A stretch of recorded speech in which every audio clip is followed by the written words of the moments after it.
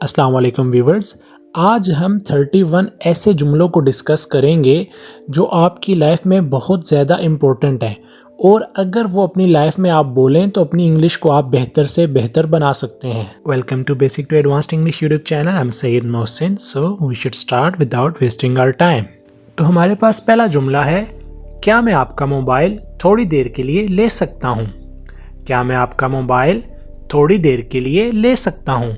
यहाँ परमिशन मांगी जा रही है और जुमले के आखिर में सकता हूँ आ रहा है, तो इसलिए हमें यहाँ कैन लगाना चाहिए। Can I take your mobile for a while. Can I take your mobile for a while.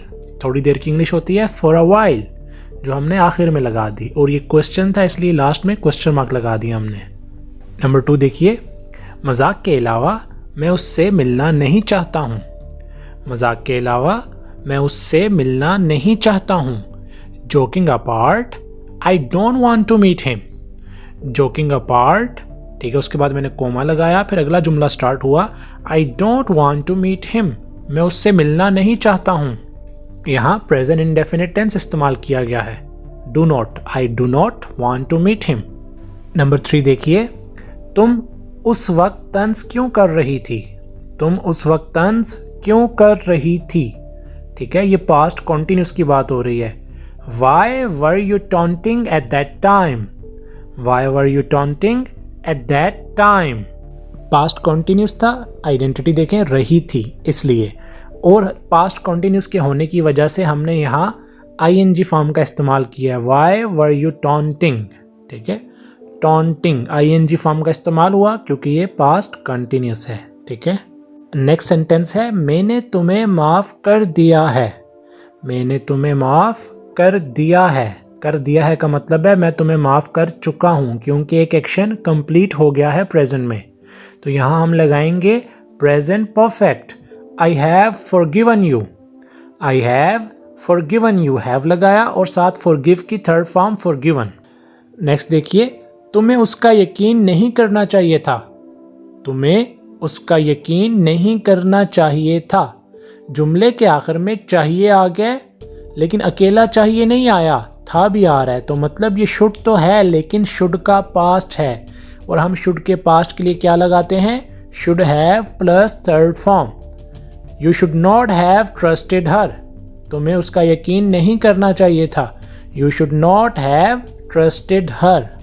Next है, मुझे पता था वहाँ कुछ तो गड़बड़ थी। मुझे पता था वहाँ कुछ तो गड़बड़ थी। I knew it, there was something fishy. I knew it, there was something fishy. यहाँ पास्ट की बात हो रही है इसलिए हमने शुरू में नो की सेकंड फॉर्म न्यू लगाई। ठीक है, और आगे there was something fishy. ठीक है, नेक्स्ट देखिए, वो इतना लापरवाह कैसे हो सकता है। ठीक है, यहाँ हम हैरान होके बोल रहे हैं, वो इतना लापरवाह कैसे हो सकता है। How could he be so careless? How could he be so careless? इस सेंटेंस में कोई वर्ब नहीं था इसलिए हमने हो के लिए बी लगाया है। How could he be so careless? Next देखते हैं, तुम्हें मुश्किल में मेरी मदद करनी थी। तुम्हें मुश्किल में मेरी मदद करनी थी। अब यहाँ हम तवक्को कर रहे हैं, उम्मीद कर रहे हैं किसी से, और ऐसी सिचुएशन में हम सपोज्ड टू लगाते हैं। ठीक है, और यहाँ बात हो रही है पास्ट की। You were supposed to help me in trouble. ठीक है, You were supposed to help me in trouble. Next जुमला देखें, दरवाज़ा कौन खटखटा रहा था।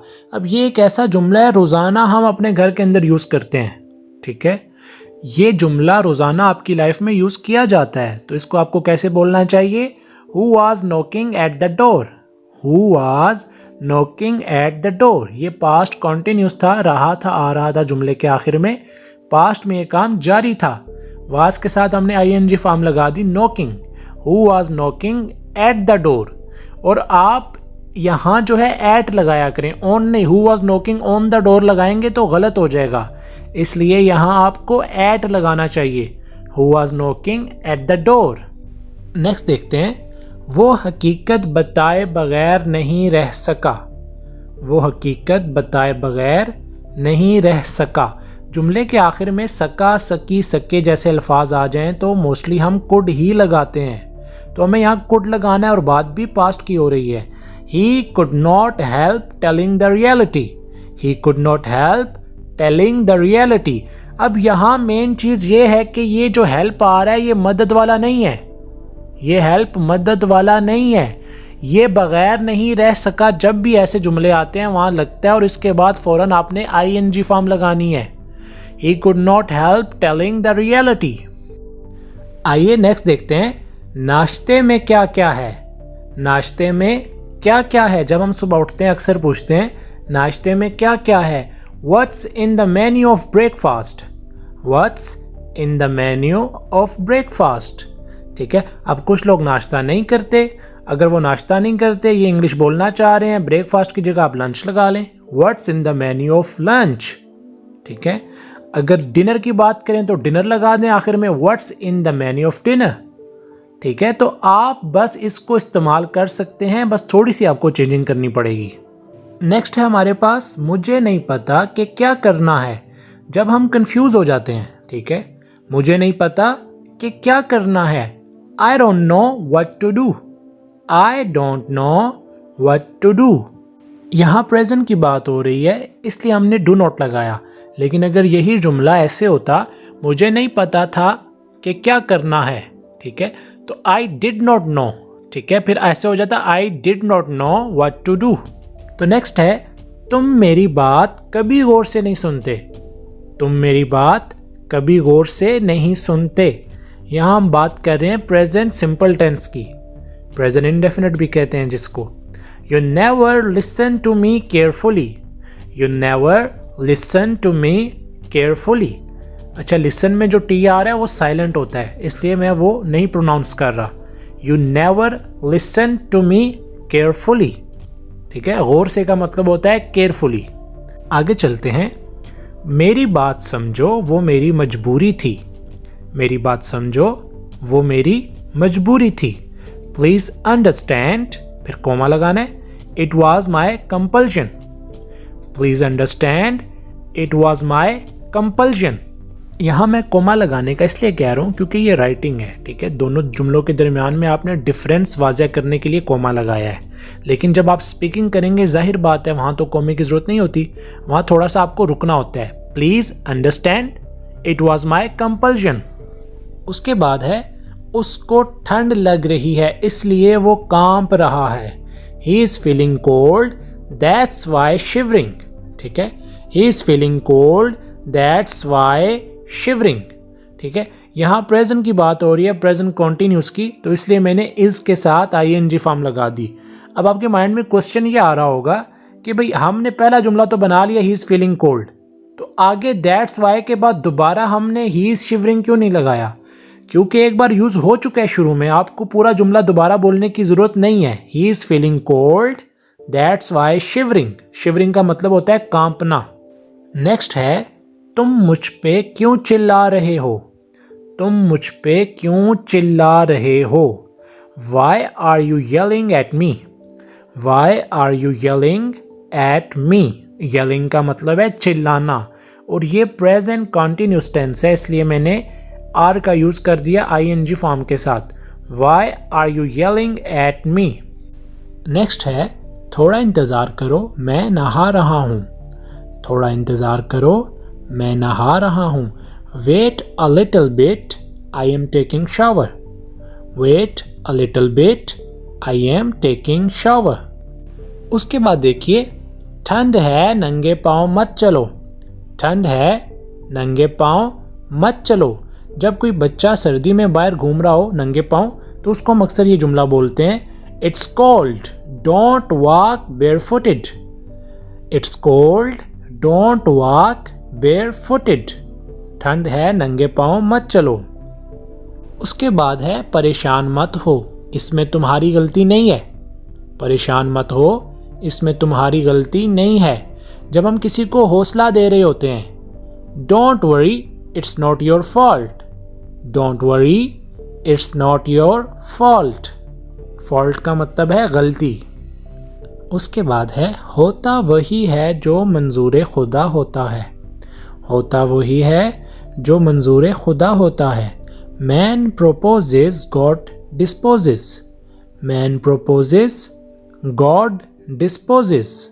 तो आपको अपनी लाइफ में जब भी ये जुमला बोलना पड़े तो ऐसे बोलना है आपने, man purposes God disposes. Next की तरफ आते हैं। जब आप फ्री हो मुझे किसी भी टाइम कॉल कर सकते हैं। जब आप फ्री हो मुझे किसी भी टाइम कॉल कर सकते हैं। When you get free, you can call me anytime. When you get free, you can call me anytime. उसके बाद है कुछ ना होने से कुछ होना बेहतर है। ये बहुत कॉमन जुमला है जो हमारी लाइफ में रोज़ाना बोला जाता है। कुछ ना होने से कुछ होना बेहतर है। Something is better than nothing. Something is better than nothing. अच्छा, एक चीज़ का ध्यान रखना है आपने कि यहाँ THAN है, ठीक है, EN नहीं लगाना। वो देन जो है वो दूसरा है, ये देन आपका कंपैरिजन के लिए होता है, ठीक है। Something is better than nothing. बोलने में ये एक जैसे हैं, इसलिए मैं इसका फ़र्क आपको बता रहा हूँ कि आपने EN वाला यहाँ नहीं लगाना, ठीक है, यहाँ लगेगा THAN वाला। उसके बाद नेक्स्ट है आपकी शादी को कितना अरसा हो गया है, ठीक है, आपकी शादी को कितना अरसा हो गया है, ठीक है। ये सवाल ऐसा है जो बहुत ज़्यादा पूछा जाता है। मैं अपनी बात नहीं कर रहा, सबसे पूछा जाता है। How long have you been married? How long have you been married? तो नेक्स्ट है वो अपनी बात पर कायम ना रहा। पास्ट की बात हो रही है और हम किसी को कह रहे हैं कि वो अपनी बात पर कायम ना रहा। He proved false to his words. He proved false to his words. Prove की हमने सेकंड फॉर्म लगाई है बिकॉज पास्ट सिंपल हम बना रहे हैं इसको। उसके बाद नेक्स्ट देखते हैं कुछ तो ख्याल कीजिए हमारा। कुछ तो ख्याल कीजिए हमारा, ये भी बहुत ज़्यादा जुमला बोला जाता है। Do have some consideration for us. Do have some consideration for us.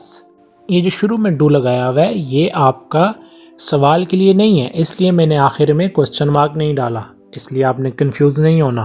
कुछ तो ख्याल कीजिए हमारा, do have some consideration for us. उसके बाद देखिए तुम्हारा प्यार सिर्फ एक धोखा है। तुम्हारा प्यार सिर्फ एक धोखा है। Your love is just an I wash.